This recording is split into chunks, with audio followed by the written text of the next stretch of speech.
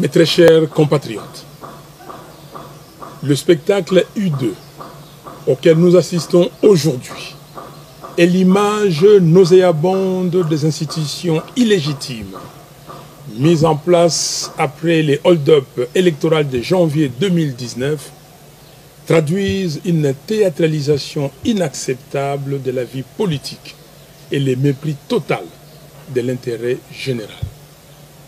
En effet, au moment où toutes les filles et tous les fils du Congo se mobilisent pour sauver le pays de l'occupation de ses terres, du pillage de ses ressources naturelles, ainsi que de sa balkanisation, la coalition FCC cache nous distrait avec un semblant de bras de fer qui paralyse le pays et qui détruit davantage les piliers de la démocratie. Leur stratégie consiste à donner l'impression qu'ils sont en conflit, alors qu'en réalité, ils entretiennent la diversion pour contourner le vrai problème qui se pose au pays, notamment la précarité de la situation économique et la misère noire dans laquelle croupit le peuple congolais. L'insécurité généralisée dans le pays, la corruption érigée en système de gouvernance, la présence inacceptable des armées étrangères sur le sol congolais, l'exhumation du rapport mapping et la création d'un tribunal pénal international pour la République démocratique du Congo, l'occupation et la balkanisation de notre pays. Mes très chers compatriotes, voilà pourquoi, dans leur message au peuple congolais du 15 octobre courant, nos évêques nous encouragent en disant, je cite, « L'heure de nous mettre debout et de marcher dans la lumière a sonné. Réveillons-nous de notre sommeil pour un engagement citoyen. » Fin de citation. Mes très chers compatriotes, Monsieur Joseph Kabila et Monsieur Félix Tshisekedi se disputent le pouvoir qu'ils ont confisqué au peuple. Chacun d'eux veut maintenant contrôler la Commission électorale nationale indépendante, CENI, et la Cour constitutionnelle, avec l'intention manifeste de poursuivre l'œuvre de destruction perpétuelle de la démocratie par des coups d'État. La Commission électorale nationale indépendante, CENI, et la Cour constitutionnelle doivent être réellement indépendantes et libérées de l'emprise de quelque faction politique que ce soit. Ainsi, seule une dénonciation publique du deal peut attester de la sincérité de chacun d'eux. Mes très chers compatriotes, Congolaises et Congolais, n'accompagnez donc personne dans une forfaiture de plus et refusez qu'on établisse le coup d'État comme mécanisme d'accession au pouvoir. C'est pourquoi, en toute responsabilité, je demande une fois de plus aux leaders de nos confessions religieuses, nos pères spirituels, d'offrir leurs bons offices pour pouvoir réunir toutes les parties prenantes afin de trouver consensuellement une solution à la crise qui déchire notre pays. Au président des pays membres de la SADC, je les prie de s'engager à accompagner les leaders religieux congolais dans la recherche d'une solution à la crise congolaise. aux membres de la communauté internationale. Je les exhorte à se ressaisir afin d'aider les Congolais à retrouver une stabilité pérenne pour le pays et pour la région, au travers de la mise en place des institutions légitimes, gage du développement.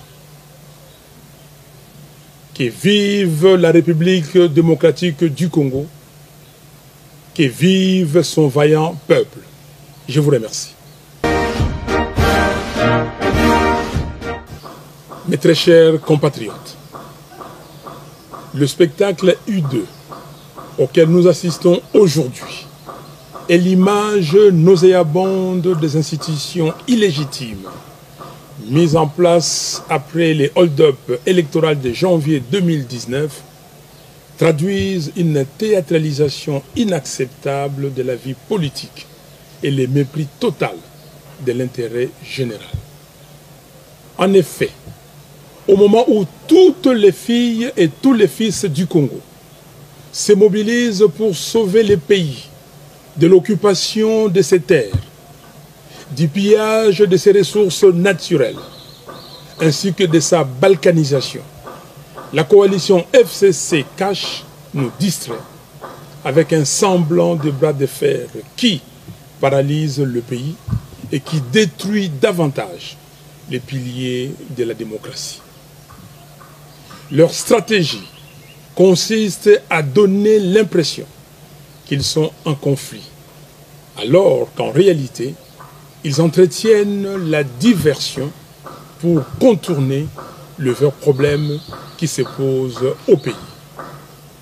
Notamment, la précarité de la situation économique et la misère noire dans laquelle croupit le peuple congolais. L'insécurité généralisée dans le pays, la corruption érigée en système de gouvernance, la présence inacceptable des armées étrangères sur le sol congolais, l'exhumation du rapport mapping et la création d'un tribunal pénal international pour la République démocratique du Congo, l'occupation et la balkanisation de notre pays.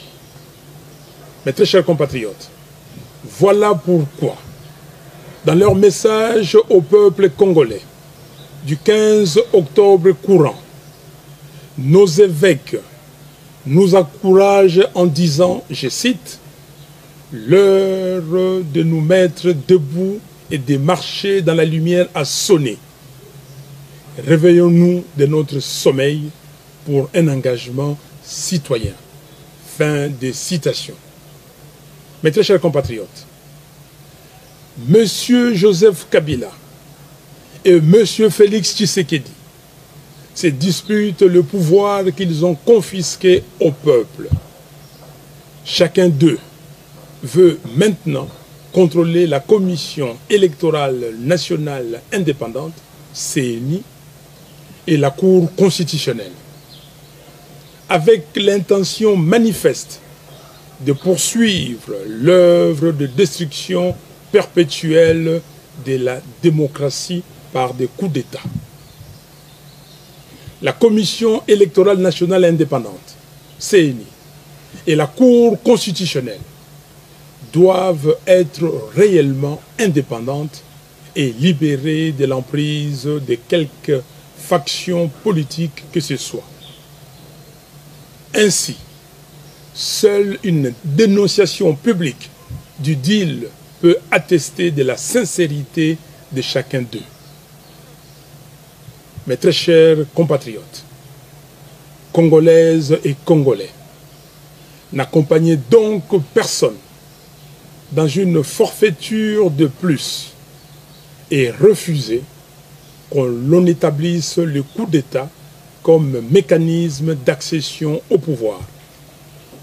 C'est pourquoi, en toute responsabilité, je demande une fois de plus aux leaders de nos confessions religieuses, nos pères spirituels d'offrir leurs bons offices pour pouvoir réunir toutes les parties prenantes afin de trouver consensuellement une solution à la crise qui déchire notre pays.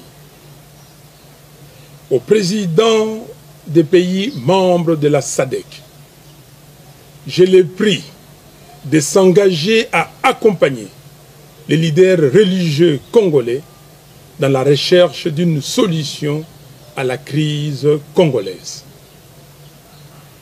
Aux membres de la communauté internationale, je les exhorte à se ressaisir afin d'aider les Congolais à retrouver une stabilité pérenne pour le pays et pour la région, au travers de la mise en place des institutions légitimes, gage du développement.